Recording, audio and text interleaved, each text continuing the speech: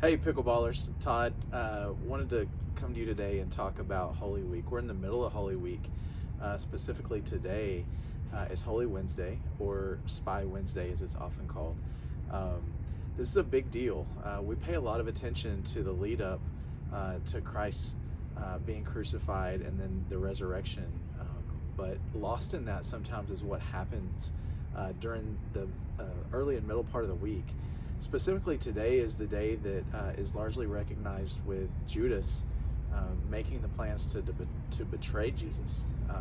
Judas goes to the Sanhedrin, to the Sadducees, and says, "Hey, what's it going to take? What will you give me if I hand him over to you?" That's a big deal. We've all experienced betrayal in our lives, and we know how much that hurts. There's a lot of pain associated with that, and Jesus knows that this is going to happen. He knows that he's going to be betrayed. He already knows that he's being plotted against by the Jewish establishment. And the sad part of all of it is that this is done for relatively few dollars. We're talking about 30 pieces of silver, which is not life-changing money. But Judas, even though he's been one of the disciples, makes a decision to do this and betray Jesus. And he knows Jesus very well, but not as well as Jesus knows him. And so what happens is you have some groups here with agendas. You've got Judas with the agenda of getting this financial gain for his betrayal. And then you've got the Sanhedrin who is going to benefit because they get the benefit of Jesus being done away with. And this gets Rome off of their back. They get to continue on with the status quo and the way they do things.